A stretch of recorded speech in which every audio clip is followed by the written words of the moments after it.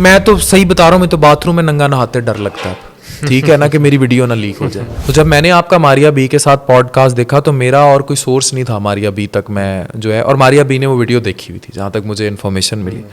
हज़ारों वीडियोस बनाई हैं, पर वो वीडियो ऐसी थी कि then I went to in a shock, state of shock ना। मैंने पहले शिराजी वाली एपिसोड में आपको क्या टेक है आपकी, ये जाना चाहिए इस तरह? मैं पूछ इसलिए हूँ कि फ्यूचर में अगले साल रमज़ान ट्रांसमिशन पहले किसी का बच्चा अगर वायरल हो तो एज अ पेरेंट उसको वो बच्चा भेजना चाहिए कि नहीं? इसका कोई मेंटल हेल्थ के ऊपर इफेक्ट होता है बच्चे के? मैं आज आपको बताऊं, ना मेरी अर्निंग मेडिकल से बहुत ज़्यादा है, ना मेरी अर्निंग मीडिया से बहुत ज़्यादा है। मैं बहरहाल सबको ये पैगाम दूंगा, मैं ये पैगाम सिर्फ शाहिद अफरीदी के लिए नहीं दे रहा, ये पैगाम मैं आपको जवाद अहमद के लिए भी दे रहा हूँ, ये पैगाम मैं आपको इब्रारुल हक के लिए भी दे रहा हूँ, ये पैगाम मैं आपको हर उस बंदे के लिए दे रहा हूँ। मैं ये पैगाम आपको कासिम अली शाह साहब को भी पॉलिटिकल बैशिंग, देखे ना, वो रात के 2 बजे आपके अंदर का एक सूफी जागा हुआ देखते हैं हम कभी कभी, आप बड़ी रोमांटिक किस्म की वीडियोस डालते हैं, आप एक रूटीन से हटके आपका एक फेस नज़र में आता है, तो वो आप किस कैफियत में होते हैं? मतलब आप थोड़ा सा बिस्मिल्लाहिर्रहमानिर्रहीम, अस्सलाम वालेकुम, welcome to another episode of podcast. Doctor Irfan कैसे हैं हमारे दरमियान? डॉक्टर साहब अस्सलाम वालेकुम। अस्सलाम वालेकुम फजल, खैरियत से आप? I am good sir, before going to the detail conversation में शुरू में एक बात करना चाहता हूँ। आज से कुछ साल पहले जब हम पॉडकास्ट जर्नी का आगाज़ कर रहे थे तो हम आपके पास हाजिर हुए थे, बहुत अच्छी एक बड़ी ज़बरदस्त पॉडकास्ट हुई, बहुत हेल्दी डिस्कशन हुई थी मेरे घर में, आपके घर पे मुल्तान पे नया नया वो समोसा वायरल हुआ था और आपने बड़ा अच्छी बातों पे की थी सब कुछ।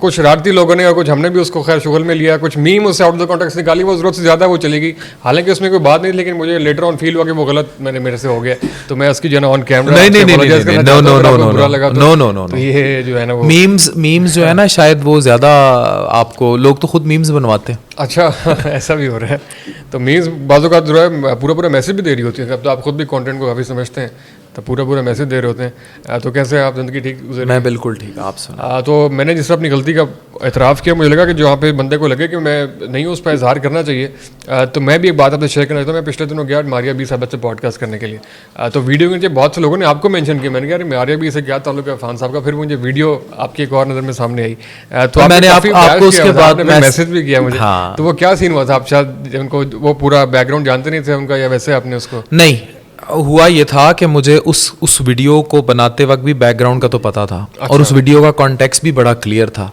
लेकिन जब वो वीडियो बन गई, सही है, तो उसके बाद मुझे उसके एक दिन बाद यूथ क्लब के मोहम्मद अली साहब मेरे बड़े अच्छे दोस्त हैं। अच्छा। उनकी वीडियोस बड़ी वायरल होती हैं। बिल्कुल। उनका एक वॉइस मैसेज रिसीव हुआ, उन्होंने कहा कि आपने जो परसेप्शन मारिया बी की बनाई सारा और जो दिया, वो एक अलग परसोना था और वो माजी के कुछ हिस्से से उसकी रिफ्लेक्शन थी।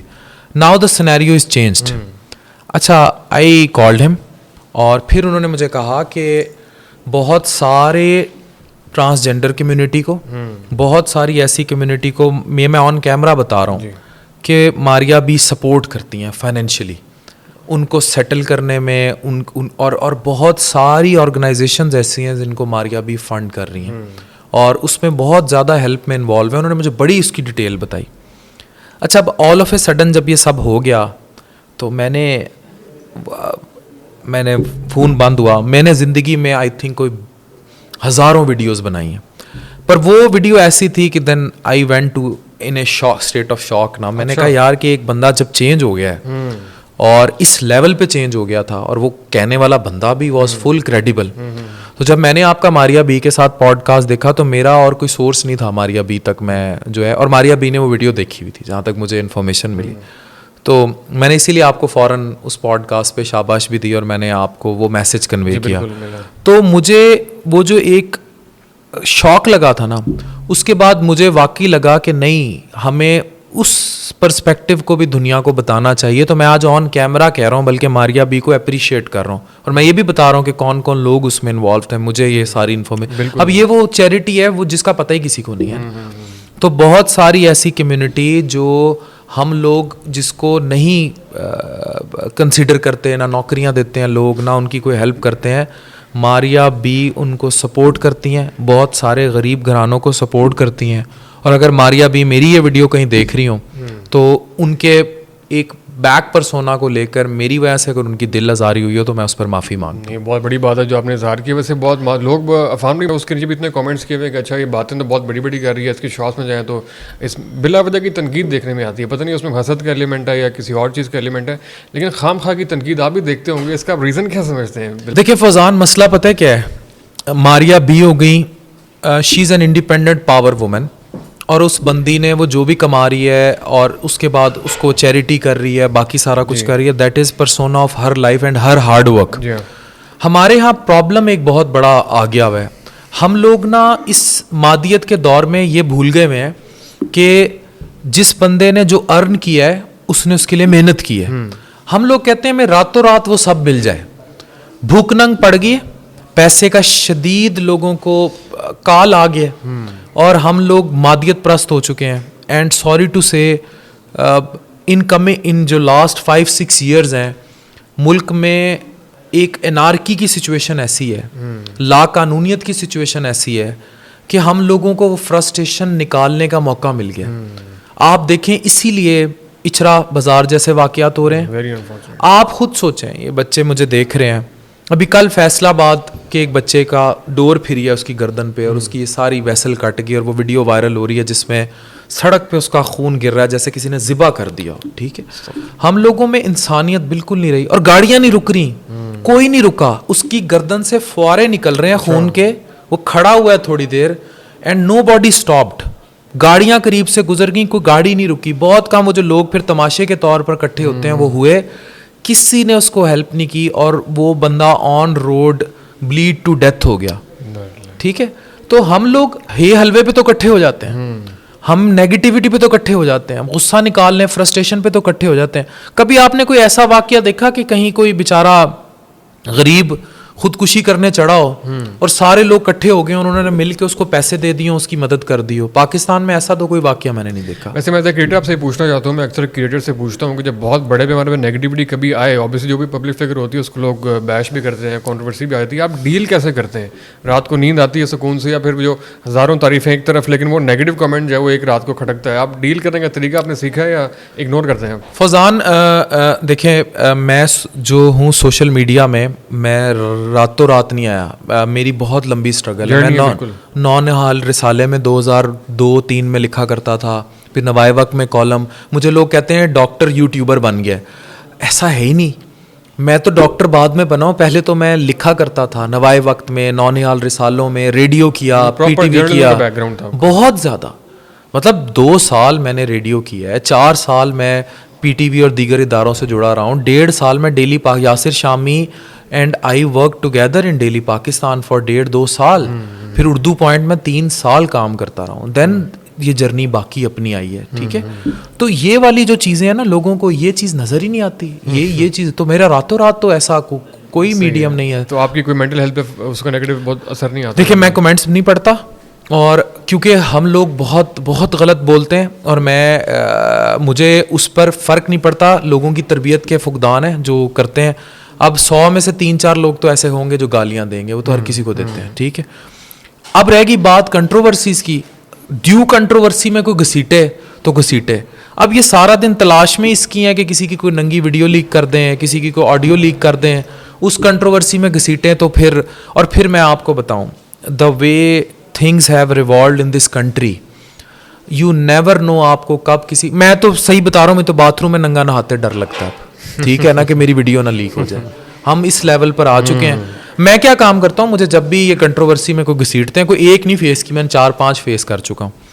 उसके बाद कंट्रोवर्सी होती है, कंट्रोवर्सी ख़त्म होती है, उसके बाद जब नया सूरज आता है, आप उससे ज़्यादा पॉपुलर हुए होते हैं। और जो लोग एज हेट आपके पास आते हैं, जब वो आपका काम देखते हैं तो वो आपसे ज़्यादा प्यार करते हैं, तो वो हेटर्स आपका फ़ायदा करते हैं। Your real admirers are your hater. जो आपसे नफरत करते हैं, पॉपुलर भी आपको वो करते हैं, आपके फैंस नहीं करते। बिल्कुल ऐसे ही है। चलिए खैर, बड़ा अच्छा है, बहुत से हमारे क्रिएटर्स को हेल्प मिलेगी इससे। मैं थोड़ा सा रमज़ान है, मैं उस बारे में ज़रूर आपसे बात करना चाहता हूँ। रमज़ान आपके सामने बहुत से लोग पूछते होंगे, अफ्तारियों में जो कुछ खा रहे हैं लोग कर रहे हैं, आपकी जो पूरी एक समोसे के खिलाफ कैंपेन थी, वो सब कुछ आपने कोई ट्रेंड चेंज होता है वो देखा है या अभी तक लोग वैसे ही हमला? अच्छा, ट्रेंड चेंज हुआ है। ट्रेंड चेंज हुआ है। ट्रेंड इस तरह चेंज हुआ है फ्रैंकली कि लोगों में ना अवेयरनेस जरूर आ गई। एक चीज थी कि लोग कर रहे थे, उन्हें पता ही नहीं था ये गलत कर रहे हैं। At least now they know. बिल्कुल, ठीक है, उनको पता है कि 400 कैलोरीज का एटम बम पड़ा है सामने, और अगर हम ये खा रहे हैं तो क्या ये गंदे तेल में तला गया है कि सही तेल में तला गया है, कढ़ाई में। और ये बातें मैं इसलिए कह रहा हूँ क्योंकि मैं अपने बेगम डॉक्टर नाजिश के साथ बहुत अरसा पहले एक समोसे की दुकान पे गया, और वहाँ लोग इकट्ठे हो गए, और मुझे बकायदा लोगों ने ये बताया कि ये तेल इसने सुबह ही डाला है, ये ऐसा है नहीं। सही है। तो इट मीन्स लोगों में किसी लेवल तक ये कॉन्शियसनेस आ गई है, यही काम बहुत है, एटलीस्ट दे आर अवेयर। अब जीले की वीडियोस वायरल हो रही होती हैं, उस पे लोगों ने लिखा होता है चंगा भलाते सोते आसी राती। ठीक है, ऐसा ही है। तो इनको पता है कि जो तेल हम खा रहे हैं, अब ये बिल्कुल ऐसे है जैसे लोग स्मोकिंग करें और उसके ऊपर वो लिखा होता है कि मुंह का कैंसर करती है। अब हम केयरलेस इतने हैं, हम इकोनॉमी को लेके केयरलेस हैं फौजान, हम अपनी पर्सनल लाइफ्स को लेके केयरलेस हैं। ठीक है, हम लोगों जिस माशरे में बताते हैं हम कि हर छठे सातवें आठवें बंदे को हेपेटाइटिस बी और सी हो रहा है, हजाम कर रहे हैं, नाई कर रहे हैं, या आपके मैनीक्योर पेडिक्योर कर रहे हैं, सुइयाँ यूज़ हो रही हैं, वो कोई ट्रेंड चेंज होता तो नजर नहीं, वो कर रहे हैं। समोसे के वाले से एक सादा सवाल है कि अफ्तारी की टेबल के ऊपर जब बहुत सारी चीज़ें पड़ी हों, आइटम्स पड़ी हों, फ्रूट चाट, पकोड़े, ऑब्वियसली खाने तो हैं, चीज़ें पड़ी हुई हैं, तो इससे भी फ़र्क पड़ता है कि आपने पहले फ्रूट चाट खानी है या पहले पकोड़े खाने हैं। डायरेक्टली अगर आप पकोड़ा खाएंगे उससे ज़्यादा नुकसान है, पहले फ्रूट चाट खा के पकोड़ा खाएंगे उससे कम नुकसान है, ऐसे भी कोई फ़र्क पड़ता है? ऐसे हमारे तो मैदे ड्रम हो चुके हैं, ठीक है, हम लोगों ने खा खा के मैदे को मैदा रहने नहीं दिया, तो मेरे हर ड्रम में तो आप जो मर्जी जैसे मर्जी तरतीब से डाल दें ड्रम। नाश्ते में कहते हैं ना, नाश्ते में जो पहली गज़ा आप खाएंगे उसका फ़र्क पड़ेगा, क्योंकि मैदा खाली होता है, वो डायरेक्टली जो चीज़ हिट करे उसका अलग होता है। अच्छा, मेडिकली वैसे ऐसा कुछ नहीं होता, मैदा कहता है आन दो, जो भी है ना। सही हो गया। और ये जो एक और बड़ी अजीब सी कैफियत होती है, उसको आप भी बेहतर एनालाइज कर सकते हैं। अफ्तारी करने के थोड़ी देर बाद जो इतनी एकदम सुस्ती होती है, उसकी क्या वजह होती है? एकदम ही जो है ना वो बॉडी ऑफ होना शुरू हो जाती है। इसकी ना एक मेडिकल रीज़न है।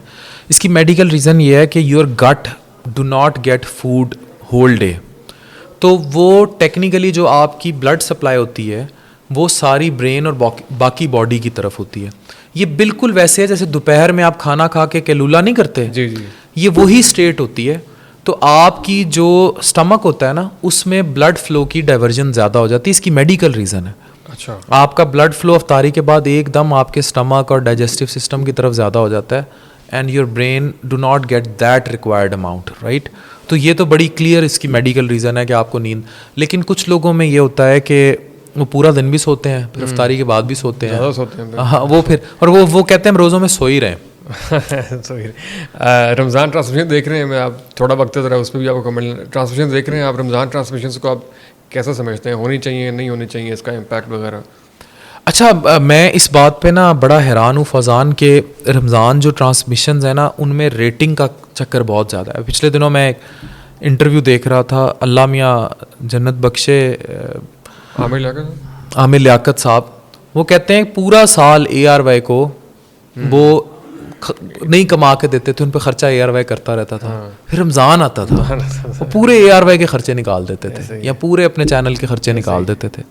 तो इट मीन्स कि रेटिंग का चक्कर तो है। अब अदामी हम आपके मेरे मुश्तरका हम जानते हैं उनको बड़ा अच्छा।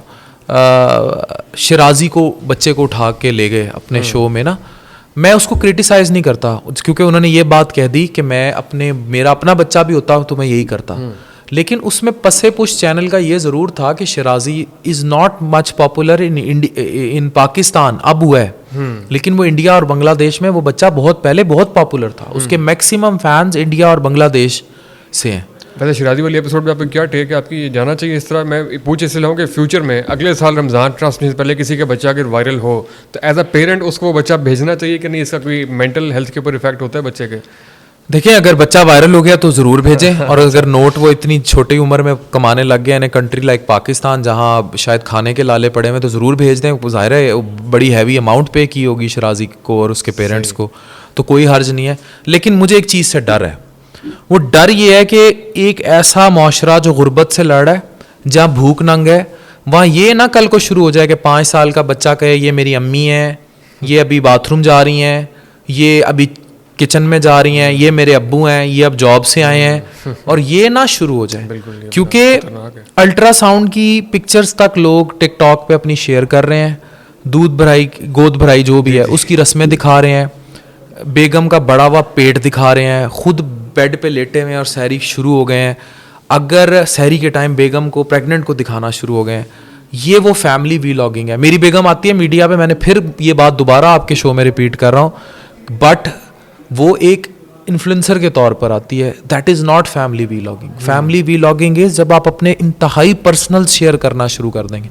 मेरी एक भी वीडियो ऐसी नहीं है जिसमें नाजिश और मेरा कोई ऐसा एपिसोड हो कि जनाब हम चल फिर रहे हैं और अपनी हमने कोई बेडरूम की या अपनी घर की रूटीन दिखाई हो, अपने इवन बच्चों के साथ खेलते हुए कोई फैमिली वीलॉग किया, फिरते टुरते जरूर मेडिकल इश्यूज के ऊपर होती हैं, बहुत सारी अच्छी वीडियो होती हैं, बहुत से लोग उसे करते हैं, मरीज शरीर घूमते भी दिखाते हैं, लेकिन उनका एक मकसद होता है, कोई बिल्डिंग दिखा दी।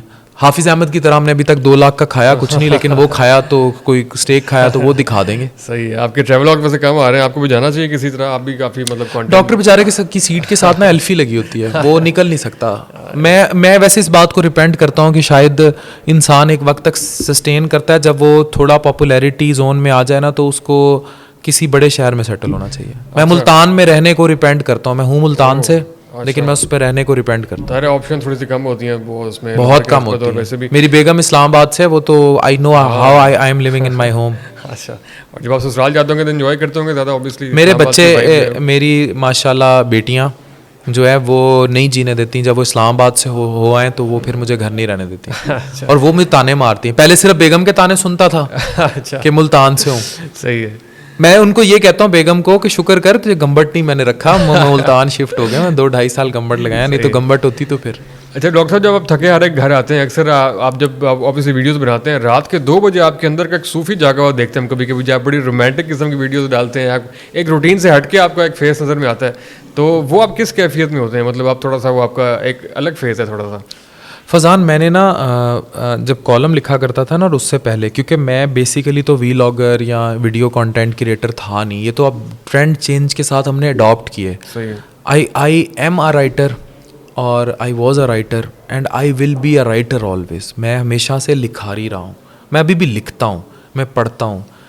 बानू कुदसिया, मौजूदा दौर में इफ्तिखार इफ़ी जैसे लोग, आई आइडियलाइज दैम। इशफाक अहमद साहब हो गए। अच्छा। और वसी शाह का मैं बहुत बड़ा फ़ैन हूँ, और तहज़ीब हाफ़ी की poetry I like a lot. तो जितने भी वो लोग हैं, खलीलुर रहमान कमर साहब, और फिर बहुत सारे इंडियन लोग हैं जो शायर हैं, पोइट हैं, मुझे आज कोई दावत दे देना किसी मुशायरे की या उसकी, मैं सब कुछ छोड़ के भाग जाता हूँ कि भाई मैंने वो मुशायरा सुनना है या मैंने उस अदब की महफिल में जाना है।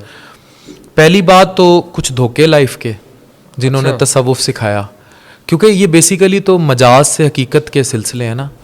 तो मैं ये कहता हूँ कि मोहब्बत, लोग मुझसे सवाल पूछते हैं ना मोहब्बत के बारे में, मैं कहता हूँ मोहब्बत ना एक कैफियत का नाम है। जैसे आप माशाल्लाह आप बड़े हो रहे हैं, आपने देखी हैं चीज़ें, अगर आप चुनाव में गलती कर देंगे ना तो वो गलती आपको बहुत कुछ सिखा देगी फिर, तो वो सिलसिले फिर बड़े मज़े के सिलसिले। तो ये पुरानी कुछ बातें याद आती हैं आपको, जो आपको कुछ आपके अंदर की चीज़ें फिर बाहर निकलती हैं? अच्छा, वो पुरानी जो बातें थी ना वो कहीं दफन हो गई, उनसे जो जुड़ा ऑरा है ना वो बड़ा मज़े का है।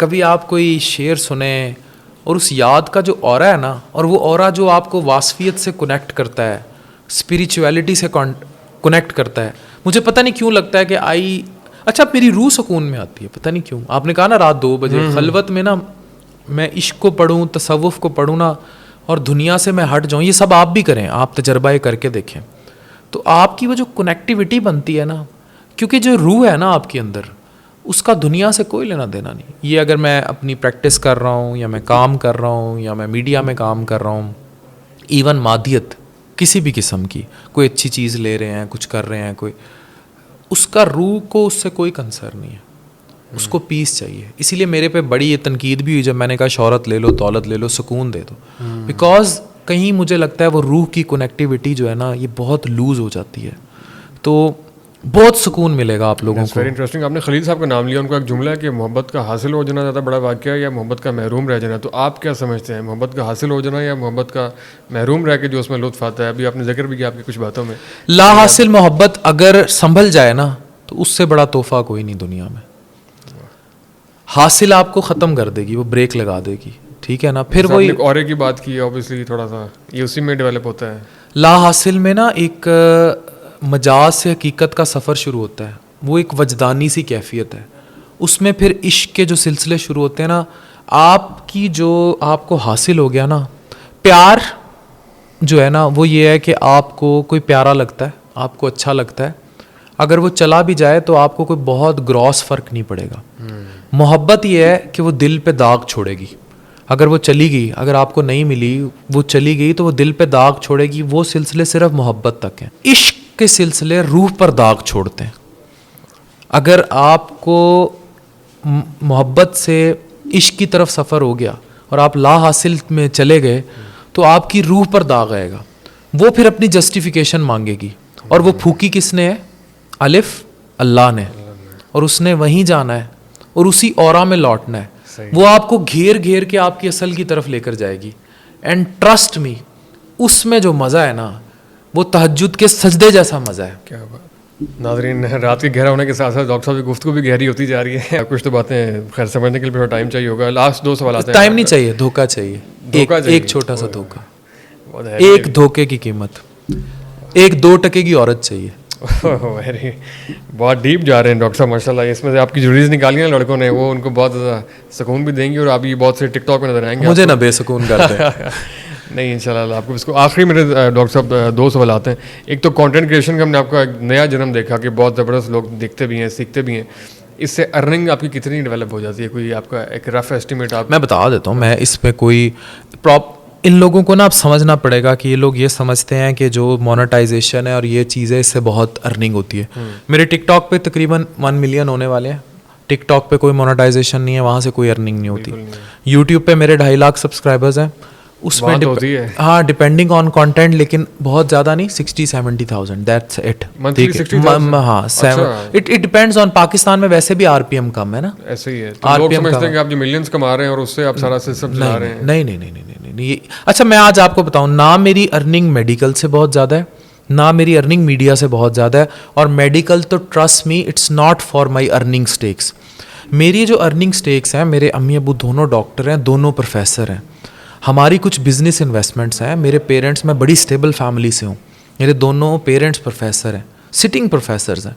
और पीछे से जो हमारी फैमिली का एक सारा बैकग्राउंड है, एक ज़िम्मेदारा और बाकी चीज़ें, वहाँ से हमारे स्टेक्स स्टेबल हैं। जो मेरा मेडिकल वाला चीज़ है, ट्रस्ट में उसमें डिवोशन का आंसर इतना, जिस बंदे के हॉस्पिटल के बाहर लिख के लगाया हो फीस वापस ले सकते हैं जहाँ से मर्जी। कोई आपका इंसेंटिव है ही नहीं किसी भी चीज़ के साथ। तो बड़ा क्लियरली वहाँ से भी कोई अर्निंग स्टेक्स नहीं है। अच्छा। अब आ जाते हैं फेसबुक की इनकम पे। फेसबुक मेरी real source of income in terms of media रही, लेकिन मैं अब आपको उसका भी डिस्क्लेमर दे दूं। मेरे यहाँ 3.6 मिलियन फॉलोअर्स। जब आप इसको करते हैं तो आप थोड़ी एजेंसीज के थ्रू मैनेज होते हैं। जब आप एजेंसीज के थ्रू मैनेज होते हैं तो आपको कुछ एडिटर्स की टीम रखनी पड़ती है, और वो एजेंसीज के लोग जो आपकी हर चीज़ को मॉनिटर कर रहे होते हैं, आपके पेज को सपोर्ट कर रहे होते हैं, सारा कुछ होता है। बेसिकली मैं उसको कहूँगा they are your business partners. तो they have a very good share जो उनको डेफिनेटली उनका हक बनता है, और वो काफ़ी अच्छी अमाउंट होती है। फॉर एग्जांपल अच्छी खासी अमाउंट। तो उसके बाद जो आपके पास पैसा बचता है वो आपके माइक्स, कैमरा, आपकी एडिटिंग टीम और वो सैलरीज। 5 लाख तो मैं सैलरीज देता हूँ। 5 लाख जो मेरी पॉडकास्ट प्रोडक्शन की टीम को, पॉडकास्ट प्रोडक्शन की नहीं, ओवरऑल मीडिया प्रोडक्शन की टीम को, जिसमें एक छोटी सी रिसर्चर है, और वो भी कोई खास रिसर्च मुझे नहीं देती है, खुद ही रिसर्च करता हूँ, क्लू दे देती है। और उसके बाद एडिटर्स हैं, और एडिटर्स आजकल बड़े महंगे हैं, आपको बिल्कुल महंगे। और उसके बाद कुछ कैमरा की टीम है, और दैट्स इट। लेकिन जो नेट एक्सपेंस इन पे आता है, और फिर एक बंदे 2-3 जो सोशल मीडिया को मैनेज करते हैं लोग, ये उस शेयर से हट के है। सही है। मतलब अगर मेरे फेसबुक पेज से 1 मिलियन मुझे आया तो उसमें से 4-5 लाख तो शेयर में चला गया, बाकी जो बचा वो सैलरीज में चला गया। तो नेट उधर से मुझे प्रेस्टीज अर्निंग तो हो सकती है, उससे कमाई नहीं है। ये इनको कॉन्सेप्ट समझना पड़ेगा।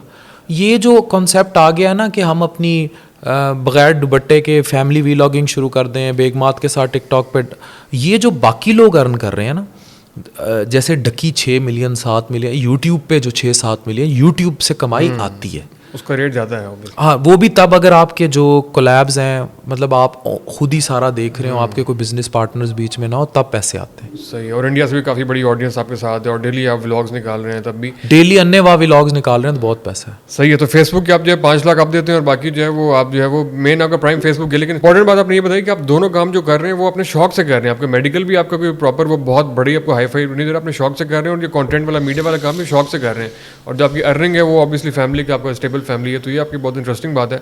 शौक को प्रेफर करना चाहिए फिर, इसका मतलब जिंदगी में पैशन को तो लाजमी प्रेफर करना। आप और मैं आज इस कैमरे पर बैठे हैं, आपस में बात कर रहे हैं, you didn't call me because I am a well known doctor. मेरे पास सबसे बड़ी डिग्री है इस मुल्क की, FCPS गैस्ट्रोएंट्रोलॉजी और हेपेटोलॉजी, और एड़ियाँ रगड़े ना तब वो डिग्री आती है, मतलब FCPS। और मैंने ट्रेनिंग भी टॉप इंस्टीट्यूट से की। मुझे वो रातें याद हैं जब मैं रोया करता था, और 2-2.5 साल मैं गंबट रहा हूँ उस FCPS के भी बाद सुपरा स्पेशलिटी की फेलोशिप करने लिवर ट्रांसप्लांट में, ट्रांसप्लांट हेपेटोलॉजी में।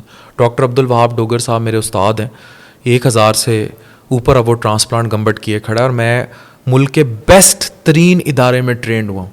तो मैंने उसको नहीं छोड़ा, अपनी उस पर मैंने फुल मेहनत की, और उसके बाद मुल्तान में आके लिवर टावर और मैं और मुल्तान के जो 2 बड़े इदारे हैं उनके साथ भी मैं सुबह के टाइम एफिलिएटेड हूँ। मैं वहाँ जाता हूँ और हम वहाँ ट्रांसप्लांट लाने की कोशिश कर रहे हैं। लिवर टावर का तो सबको पता ही है। तो मैं पैसे के लिए कभी उधर नहीं था, लेकिन मैं यहाँ आपके सामने इसलिए बैठा हूँ because I am a medical influencer. मेरा वो जो शौक़ था 2003 से नौनिहाल हकीम सईद साहब के रिसाले में लिखने का, वो मुझे यहाँ बिठा के बैठा हुआ। बिल्कुल ऐसे। डॉक्टर साहब, लास्ट सवाल ये है कि आपके ऑब्वियसली हमने सियासी नज़रियात से वाकिफ़ हैं, इलेक्शन में आपकी बहुत वीडियोस भी आती रही।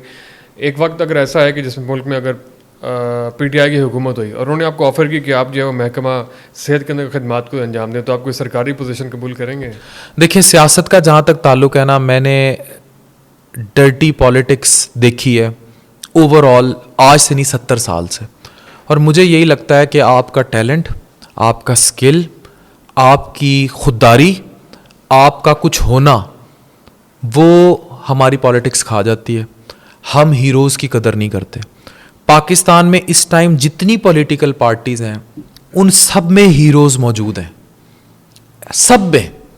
नून लीग में भी हैं, PTI में भी हैं, और MQM में भी रहे हैं, जमात इस्लामी में भी हैं, और बाकी जो पार्टीज़ हैं हर में हीरोज़ उनके साथ उनकी एफिलिएशन जुड़ी रही है। लेकिन जिस बंदे ने इस डर्टी पॉलिटिक्स में कदम रखा वो अपनी प्राइमरी से उसने बड़ी मार खाई। मैं मिसाल दे देता हूँ, जवाद अहमद साहब को देख लें। He is one of the finest singers this country has ever produced. हम झूमा करते थे, मतलब मुझे पता है, मैंने डांस किए हैं उनके, और मैंने उनको पहली दफ़ा अपने चाचू की शादी पे गाते देखा था, बहुत, जब उनको कोई नहीं जानता था। सही। यार उस बंदे को आपने, अच्छा दूसरा नाम लेता हूँ, इब्रारुल हक, ठीक है। हम लोगों ने, और ये मैंने दोनों अपोजिट पोल्स के नाम लिए हैं, ठीक है, क्या किया उनके साथ। इवन अताउल्लाह ईसा खेलवी साहब, ठीक है। तो आप जब इसमें आते हैं ना, आज की तारीख में शाहिद अफरीदी, जी शाहिद अफरीदी, आप भूल गए यार उसका सारा कुछ, ठीक है। अच्छा, अब हम क्योंकि सारे पोल्स के नाम ले रहे हैं, हम इब्रारुल हक का भी नाम ले रहे हैं, हम जवाद अहमद का नाम भी ले रहे हैं, हम शाहिद अफरीदी का नाम भी ले रहे हैं। आप ये देखें, इन सब की एफिलिएशंस डिफरेंट पार्टीज और डिफरेंट उनके साथ है। लेकिन क्या उनकी जो पुरानी प्रेस्टीज थी, अब compare Shahid Afridi with Wasim Akram today, ask people on road कि आप किसको हीरो मानेंगे।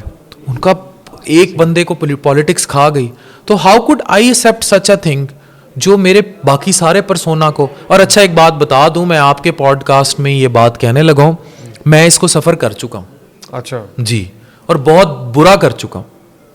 अपने इस सिनेरियो को मैं बहुत बुरा सफ़र कर चुका हूं, उसकी मैं डिटेल्स डिस्क्लोज नहीं करूंगा, लेकिन मैं बहुत बुरा इस चीज़ को सफ़र कर चुका हूं। पॉलिटिकली मोटिवेटेड जो लोग जो है वो नुकसान पहुंचा, उससे भी ज़्यादा शायद, उससे भी ज़्यादा, मतलब इतना पर्सनल लेवल पर कि मुझे लगा कि यार शायद ये तो इतना ज़्यादा है कि इसमें सांस लेना भी महाल हो जाएगा, ठीक है। मतलब ये चीज़ नहीं होनी चाहिए। कोई भी सिनेरियो आपका किसी भी मेरा नज़रिया हो, मेरा किसी भी उससे ताल्लुक़ हो या ना हो, उससे आपकी जो ज़ातियात हैं उसको बहुत दूर रहना चाहिए। हम लोग कुछ नहीं देखते भाई, ना माँ, ना बहन, ना बेटी, ना उसकी ज़ाती ज़िंदगी, ना उसकी इज़्ज़त, ना कुछ। हम लोग फ्रस्ट्रेशन का शिकार हैं। हम लोगों ने, मुझे पता है क्या लगता है मौजूदा पॉलिटिकल सिनेरियो देख के, मैं सबके लिए बात कर रहा हूँ, ये सिखों के हाथ में करपाने होती थी उसके वक्त जब तकसीम पाकिस्तान, और वो बलवाइयों की तरह फिर रहे होते थे कि किसी घर में कोई बच तो नहीं गया। हम सबका सोशल मीडिया पर सारे जो वर्कर्स हैं, सारी जो पॉलिटिकल सिनेरियो है, सबका ये हाल है। वो कहते हैं किसी घर में कोई बच्चा है तो नहीं गया, और फिर कुछ नहीं छोड़ते उसका। तो डू यू थिंक कि इस सिनेरियो में I should be second Jawad Ahmad, I should be second Ibrarul Haq, I should be second Shahid Afridi? I should be second someone who can compromise all this. और अगर मैं ये सब देख के सब एक्सेप्ट कर लूँ तो मुझे बताएं हमारा माशरा कहाँ खड़ा है। इस टाइम ज़्यादा ज़रूरत, आप माशाल्लाह बहुत अच्छा काम कर रहे हैं, इस टाइम आप जैसे लोगों की ज़रूरत है या यूथ की ज़रूरत है सुधार के लिए। माशरा कायम रह सकता है अगर माशरे में गुर्बत हो, माशरा कायम रह सकता है अगर माशरे में भूख नंगाम हो, लेकिन माशरा गाली पर, तरबियत ना होने पर कायम नहीं रह सकता। और सबसे ज़्यादा लाकानूनियत पर कायम नहीं रह सकता। ऐसा ही है बिल्कुल। इंसाफ हटा लें किसी माशरे से, आज आप अमेरिका का जुडिशियल सिस्टम कोलैप्स कर दें, अमेरिका नहीं खड़ा होगा, जितनी मर्जी स्ट्रांग इकोनॉमी उनकी। ठीक है, हमें बहुत सोचना है। ऐसे ही डॉक्टर साहब अपने जिक्र करिए शाहिद अफरीदी का, अगर आप उसके बारे में कुछ कह दें कि जो लोगों को बिला वजह बिला जवाब तनकीद का निशाना बना रहे हैं, उनकी फैमिली डिस्टर्ब हो रही है, वो खुद क्लैरिफिकेशन देख दे के भी थक गए हैं, लेकिन बहुत कम हमारे हीरोज हैं जिनकी कौम का पूरी का यूनानिमस इत्तेफाक है, उनको भी मैसेज कर रहे हैं। तो आप जो लोग ये कर रहे हैं उनके लिए कोई मैसेज देना चाहेंगे जो लोग शाहिद अफरीदी के साथ ऐसा कर रहे हैं? आप तोपों का रुख मेरी तरफ कर देंगे? नहीं मैं बहरहाल सबको ये पैगाम दूंगा। मैं ये पैगाम सिर्फ शाहिद अफरीदी के लिए नहीं दे रहा, ये पैगाम मैं आपको जवाद अहमद के लिए भी दे रहा हूँ, ये पैगाम मैं आपको इबरारुल हक के लिए भी दे रहा हूँ, ये पैगाम मैं आपको राहत फ़तेह अली खां के लिए भी दे रहा हूँ, ये पैगाम मैं आपको हर उस बंदे के लिए दे रहा हूँ। मैं ये पैगाम आपको कासिम अली शाह साहब को भी पॉलिटिकल बैशिंग, देखे ना, वो मतलब he spent his whole life, he is a teacher, he spent his whole life, आपके मेरे मुश्तरका दोस्त भी हैं। कासिम अली शाह साहब ने अपनी पूरी ज़िंदगी पढ़ाने में लगा दी, टीचर है, उस्ताद है, उसको कभी टिश्यू पेपर कभी। तो मैं ये आपको कासिम अली शाह साहब के लिए भी दे रहा हूँ, खुदा के लिए, ठीक है, स्टॉप इट। और अगर आपको ये लगता है ना कि आप दूसरों पे गंद उछाल के, आप तो ट्रस्ट मी, अभी रमज़ान का महीना है, क्या नबी पाक सल्लल्लाहु अलैहि वसल्लम की ये तालीमात है? उन्होंने तो फतेह मक्का के बाद सबको माफ़ कर दिया था। क्या ये तालीमात है कि आप लोगों के घरों में झांकें? आज फैमिली व्लॉगिंग फजान क्यों वायरल हो रही है? उसकी सबसे बड़ी रीज़न ये है, हमें खिड़कियों में झांकने की आदत पड़ गई है। हम लोगों को कपड़ों के साथ नहीं, बगैर कपड़ों के देखना चाहते हैं। हम चाहते हैं वो न्यूडिस्ट सोसाइटी होती है ना, सारे नंगे फिरें। हम अब उस लेवल पर नीचे गिर चुके हैं, हमारी इखलाकी गिरावट हमारे अरूज पर है। मैं कह रहा हूँ हम इतने इखलाकी तौर पर गिर चुके हैं जिसकी कोई इंतहा नहीं रही। और अगर ये ट्रेंड जारी रहा, हम यहाँ ना रुके, आप वो वक्त दूर नहीं है जब हम सूडान, सोमालिया, इथोपिया से ज़्यादा बदतर होंगे। हम इखलाकी तरबियत लूज़ कर चुके हैं। आप फ़लस्तीन की बात करते हैं, लोग गज़ा की बात करते हैं, लोग ये सारी, आप लोग उससे ज़्यादा बदतर हाल अपने माशरे में लोगों के साथ कर रहे हैं। हलाल हराम की तमीज़ ख़त्म हो गई है, लोगों को कोई कॉन्सेप्ट नहीं है हलाल कहाँ से आ रहा है, हराम पैसा आए बस। हलाल हराम is no definition in this माशरा नाउ। तो आप मुझे खुद सोचें, हम सांस कैसे लेंगे? आप शाहिद अफरीदी की बात करते हैं, मुझे तो लगता है आने वाले वक्त में ये एक दूसरे को खाएंगे। डॉक्टर इरफान गिर साहब, बहुत बहुत शुक्रिया आपका। अल्लाह ताला आपको हर फितने और आजमाइश से महफूज रखे जनाब। Thank you Fazan, thank you very much, thank you.